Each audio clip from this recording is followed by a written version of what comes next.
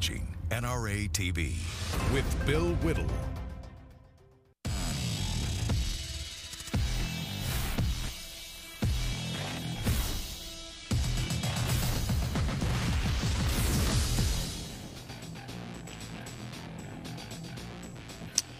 Hi, everybody. Welcome to the show. This is Hot Mike with Bill Whittle. I'm here in Los Angeles, California. And later on in the show today, we're going to have our friend Kurt Schlichter join us. And as we just connected a few moments ago on Skype getting ready for the program, he said it's a pretty crummy day, isn't it? And he didn't say crummy. And it is. It's a crummy day. Let's just get started. We're going to be talking, needless to say, about the shooting in Virginia today.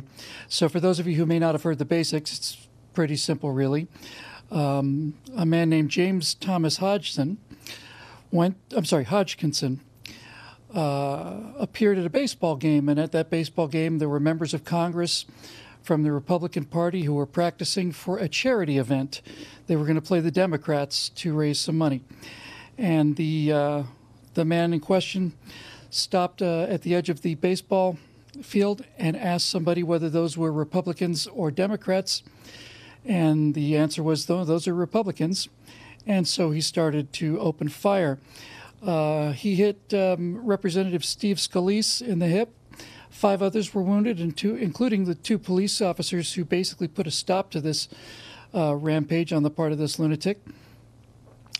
They were all expected to survive. I've heard lately that Representative Scalise has taken maybe a turn for the worse. We'll find out more about that as the day progresses. Needless to say, our prayers and hopes are with all of these people. So, what do we make out of what is clearly and unequivocally a targeted assassination of Republicans? It's what it is. You can describe it any other way you want to, but the one thing I think the left will not be able to get away with this time is calling it workplace violence or a workplace incident. A man who's known to have extremely progressive views simply decided that he was going to go out and kill Republicans. So the big question for us today that we're going to be talking about on this show is whether or not the pop culture, whether or not the news media, whether or not anyone or anyone else is responsible for an action this vile. In other words, the horrific, toxic environment of the country that has been spewed almost completely by the left here, is it in fact responsible for this kind of thing, and should they be held accountable? Let's talk a little bit about this guy. I'm not going to mention his name because once is enough. I just had to identify him. I have a policy of never saying the names of these mass murderers. Anytime I have a chance to avoid saying their names, I will. We know he's a Bernie Sanders supporter. He has a big Bernie banner on his Facebook page. I think we have a picture of him out on a picket line someplace where he's calling for the same kind of collectivist socialist stuff that Bernie Sanders is so much well known for. He also has a number of Facebook groups that he's a part of. And this is the point I'd really like to make. So here's the names of some of the groups that apparently this guy was a member of on Facebook. One is The Road to Hell is Paved with Republicans. Fair enough. Donald Trump is not my president. You have a right to say that. President Bernie Sanders, go ahead and dream all you want to, pal. Illinois Burners United to Resist Trump. That's your constitutional right. Boycott the Republican Party. Again, you've got that right to free speech. Expose Republican fraud. Believe it or not, I'd like you to expose Republican fraud as much as I'd like the news media to expose Democratic fraud. But one of them is called Terminate the Republican Party. And that's the one I'm interested in. Terminate the Republican Party. At what point does the freedom of speech that we all have a Second Amendment to protect, at what point does that become sedition? At what point does it become incitement to murder? It's getting closer to a line that I never thought we'd really reach in America, but we certainly have reached it.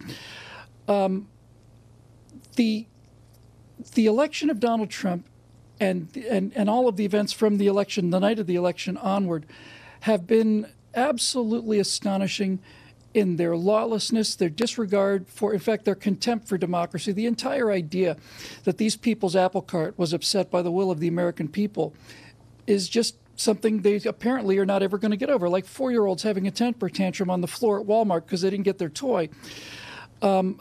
And it's not just obviously this guy. We have or terminate the Republican Party. You may remember Kathy Griffith, who we've been speaking about for most of the last week or two. She thought it would be great art to hold up the decapitated head of the president dripping blood. That's part of this overall general atmosphere that's being created. And Kathy Griffith is not the only celebrity. There's an enormous list of celebrities who have said openly. Robert De Niro says, I'd like to punch him in the face. Madonna says, I've often thought about blowing up the White House. If there was a Facebook page that said terminate black Americans or a Facebook page that said terminate homosexuals, would it be tolerated? I suspect it probably wouldn't and shouldn't be. So the atmosphere is becoming, it's past tense, it's past divisive, it's now becoming violent, it's now becoming dangerous. So to help us talk about this is one of the people I respect most in this line of work. He's an author, he's a lawyer, he's a commentator, and he's a military veteran, and certainly a friend of the NRA. Our buddy Kurt Schlichter is back. Kurt, how are you? Good to see you. Hey, I'm doing great. How about you? I'm doing all right, considering the situation today, Kurt. You know, I wanted to have you be the guest on this show because I have already done a segment or two at BillWhittle.com on the article you wrote just a few weeks ago, where you basically said the left isn't going to like it when everybody starts playing by the rules that they've created. We're going to get into the physical violence aspect of it in a minute, but just give us an outline about it rhetorically in terms of the points you were trying to make. Look, I'm a little biased, having spent time overseas in a country that was somewhat stable and then degenerated into violence and lost the rule of law. I walked through the ruined villages. I saw the impact on people in Kosovo, and it worries me that people here, Bill, seem so cavalier about what we have, as if they can knock all the supports and foundations out and expect the structure to still stand. Specifically, There are a lot of people who seem to think that they can change the basic rules we operate under and everyone else will remain static. That when they change the rules for themselves, it doesn't change the rules for everybody. That's such a grave error. Are we going to normalize political violence? Because this guy thought it was normalized. This guy watched, celebrities carry heads around. The president figuratively assassinated in front of clapping New Yorkers in a standing ovation. A standing ovation, a play that was funded by CNN's parent company. And not to interrupt you, sorry to interrupt you, and funded by us as well. Yeah, that's right. Is that what you want? Yeah. So by the way, the production of Julius Caesar, where Donald Trump gets stabbed to death, is paid for by your tax dollars at work. I'm sure that's something to make you very, very happy. Parenthetically, by the way, liberals, progressives, if it turns out that you want to weaponize the national endowments for the arts and weaponize it against half the country, then I say that we need to eliminate this particular organization that never really should have been there in the first place, certainly without any constitutional authority on the federal level. Kurt, here's the problem I see. This is the problem that I see. I don't buy this whole hate speech thing. I've always thought that hate speech was something that basically people who didn't like what you were saying accused you of.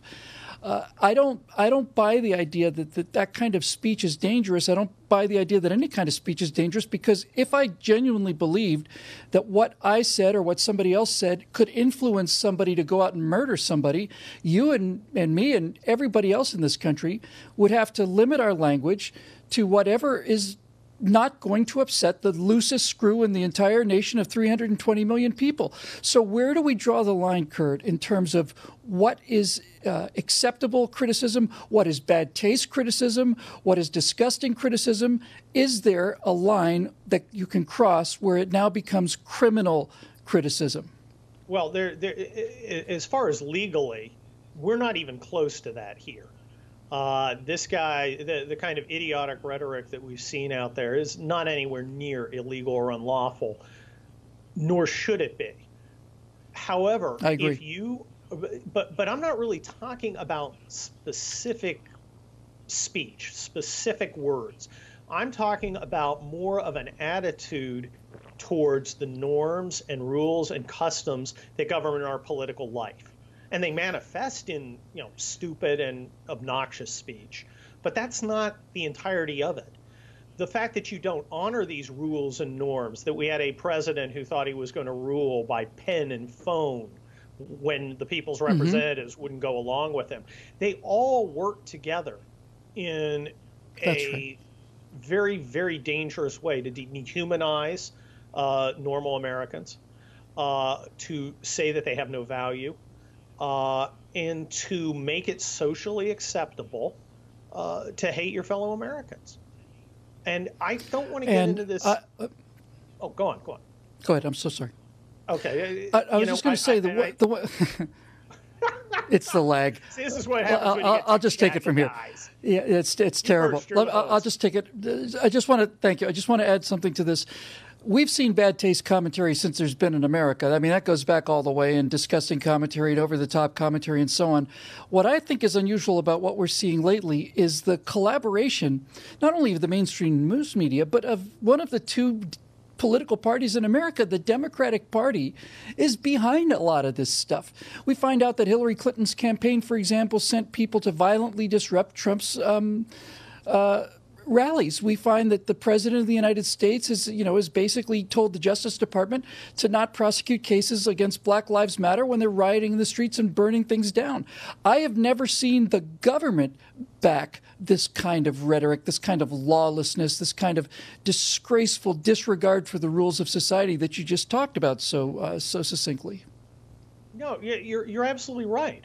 All of this isn't just about, Kathy Griffin trying to rise above the cesspool of obscurity in which she dwells. It's not a bunch of squeeing liberals doing the little seal clap at the fake assassination, feeling edgy. It's more than that. Those are part and parcel of it, but they're not the entire thing, and maybe not even the most important part.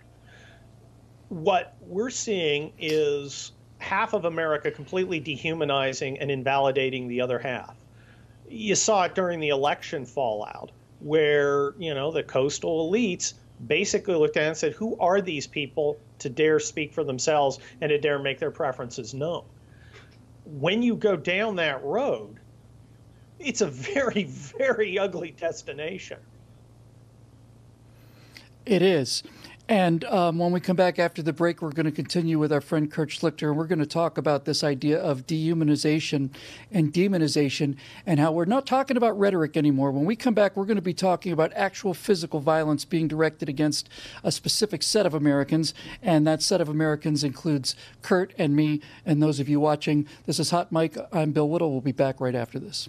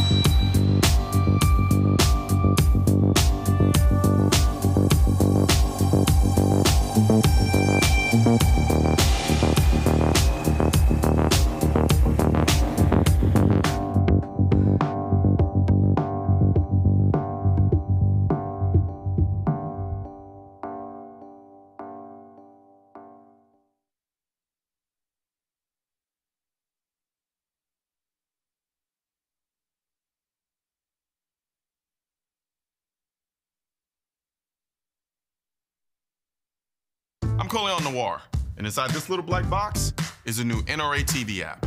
With it, you can stay up to date with all of your Second Amendment news and NRA lifestyle programming on your HD TV. So download it now. Don't worry, I'll wait.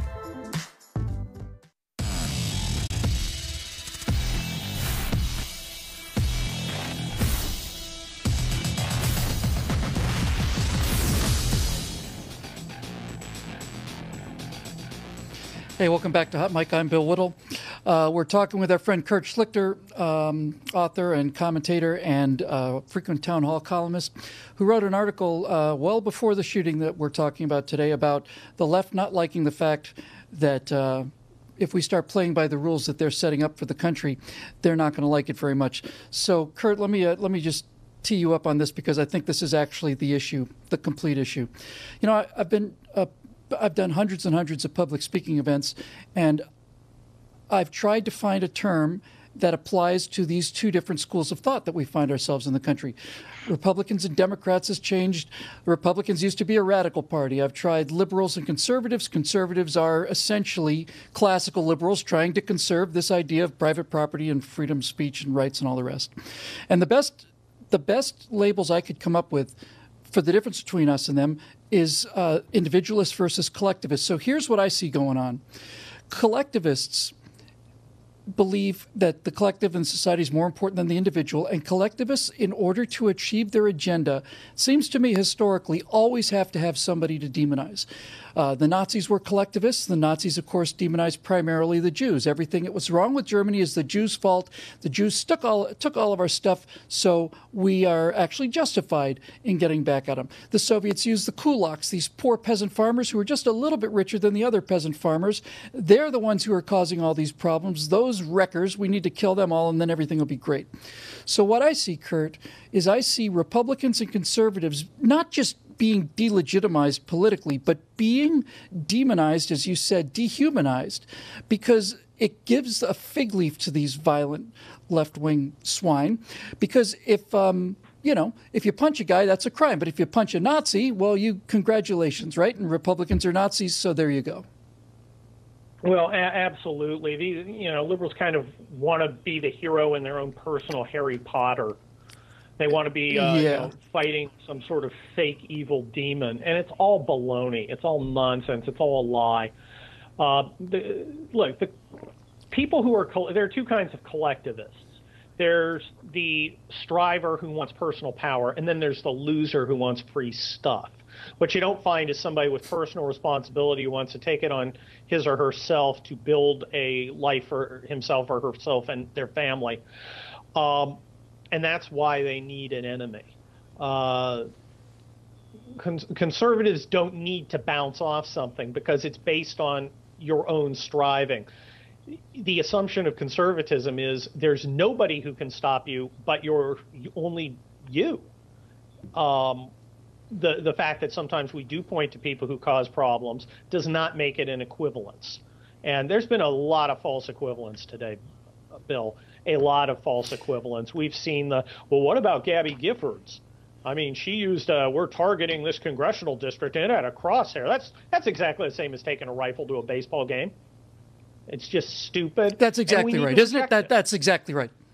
Yeah, that's right. Sarah Palin has a map with 5 or 6 crosshairs saying these are areas that we need to target, and that is basically the same thing as going out and shooting people. By the way, the person that shot Gabby Giffords, I remember that very well. The media was on their knees salivating, praying that it was a Tea Party conservative. Turns out it was a Democrat.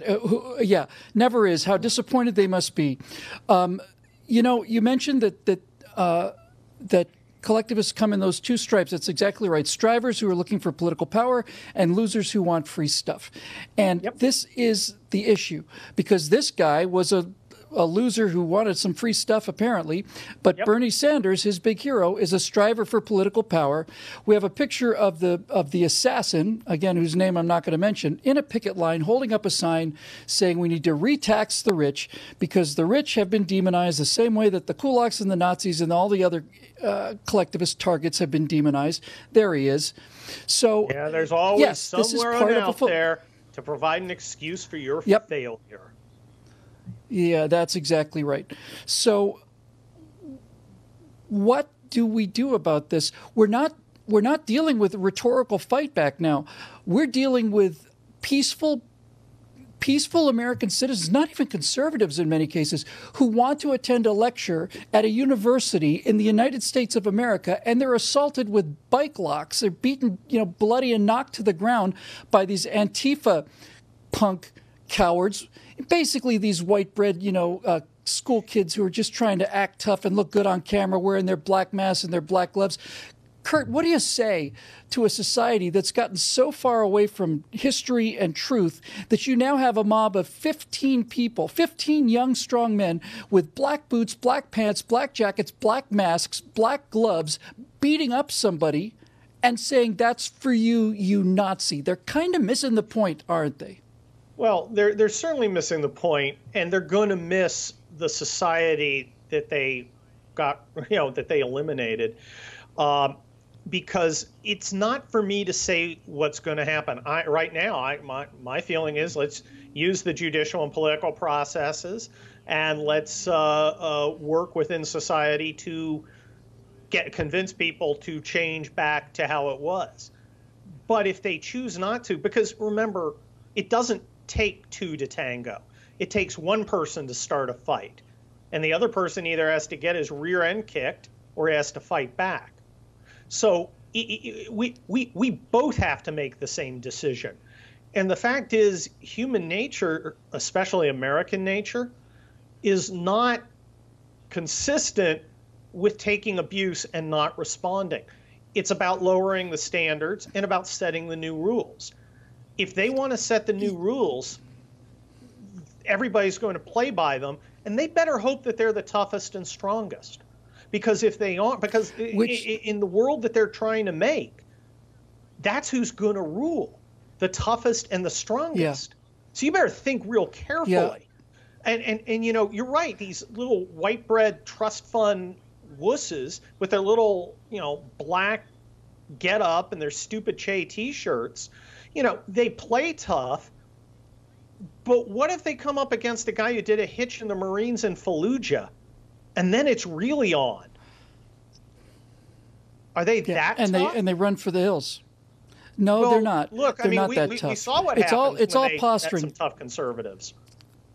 Yeah, that's right. And so that's exactly right. And for those people who say, well, we shouldn't descend to their level, every time I'm confronted with this argument, I go back to the same story every time. And that is the story of the Marines on Guadalcanal when we were first really meeting the Japanese face-to-face. It was a brutal, filthy, ugly fight on Guadalcanal. But after the Marines took the island and then were cut off, there was a little island with some Japanese soldiers on it. And they were completely isolated, and they were starving on the island. And one day, this group of Japanese soldiers started waving this white flag. So a Marine took a bunch of other Marines in a boat, went over there to accept their surrender and to start getting them as prisoners so they could be fed and so on. And when they got off the boat, they lowered the white flag. They opened up a machine gun, cut them all down. I think there were 1 or 2 survivors.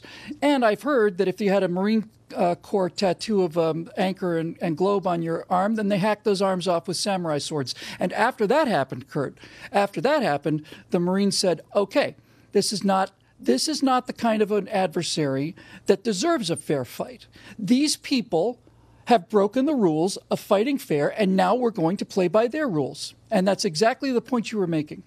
And for many years thereafter, in basic training in the Marine Corps, they would literally repeat, "We do take prisoners. We do take prisoners," because you can't expect 2 sets of rules. If they're going to murder you, then murder's the standard. It just is. Doesn't make it right. Yeah. It's human nature. You can't expect a human being to just sit there and put up with this. It's not going to happen. It doesn't make it good. I'm not for it. It's inevitable. No, we don't want to go there. Yeah, I'm exactly. with you. I am so with you. That was what you said. Yeah. So when you ask me what do you think's going to happen, I already know what's going to happen because I know what human beings do. I didn't spend my whole life in college, and you know what human beings are going to do. And it's going to be the lowest. It's going to be the lowest common denominator, and they better be ready for it. If that's a game you want to play, if you're as tough as the Japanese, who were tough, then maybe you can take being burned out of your caves with flamethrowers or dynamite or machine gunned with your hands up. Maybe that's the game you want to play. I don't think it is. I don't either, Kurt. I don't think it's the game they want to play either. And we got to emphasize that we are not advocating this. We are simply telling you what human we're just saying is. if you're right. If you're going to bring it, then you're going to bring it. We're about out of time, Kurt, but this is interesting to me because this looks like the first time in history that the oppressors, the people that actually want to start a civil war and the murderers, faint away at the sight of an open jackknife lying on a table, and the people who would normally be the victims are in fact heavily armed, well-trained, and that's why we have the NRA, and that's why we have the Second Amendment, to defend ourselves against these kind of people. I'd love to talk to you for another hour about this, buddy, but we're out of time. Thanks so much for being with us today, Kurt. Thanks for having me. Let's hope it's happening. Yeah. We'll be looking to speak to you again in the near future. Just a final thought for you before we go, ladies and gentlemen. There are some reports already that reporters are astonished that Republican lawmakers are still not in favor of gun control. So I'd like to say something I'd like to repeat something I said earlier on my friend Grant Stinsfield's show this morning. My belief system is a philosophical belief system that's consistent, and it's based on reason, and it's based on morality, it's based on history, logic, and fact. If the person I love most in the world were gunned down in the street, it would not change my opinion on the Second Amendment. It would not change my opinion on any of this. The left seems to think that we believe in things like gun rights because no one on our side has ever been hurt or killed or murdered or so on. And if it did, we would suddenly just change our minds and start calling for gun control. No. Because it's not the gun. It's not the piece of steel. It's an inanimate piece of metal. It has no intrinsic good or evil. It is a piece of steel. The thing that matters is it being used to murder people, or is it being used to defend yourself against people who are trying to murder you? This could have been a much worse bloodbath, but for the two brave police officers, and I have their names, I want to mention them, David Bailey and Crystal Griner from the Capitol Hill Police Force stopped this from being a massacre. As it turns out, representatives of Congress and celebrities and movie stars and the rich and famous have their own security teams to prevent this kind of thing from happening. And it worked today to a large degree. But what about regular people like you and me? What kind of security teams do we have? The people that want to take away our right to defend ourselves want to do it because they are unwilling or unable to defend themselves, and so therefore nobody should be able to defend themselves. My opinion is everybody's life is just as precious as any congressman's or any movie stars, and that's why we have this show in the Second Amendment. Thanks very much for joining us. This is Bill Whittle's Hot Mic. We will see you tomorrow.